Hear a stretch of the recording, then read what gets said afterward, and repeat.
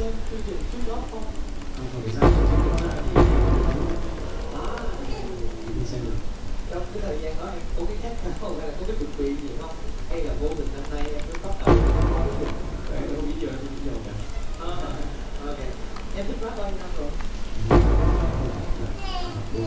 4 năm. Ok. Hy vọng các bạn Che với công viên nhé. chúc em đang đi nhặt, đang mát mà nhặt đang cho cây nhặt, nếu một cái gì nữa.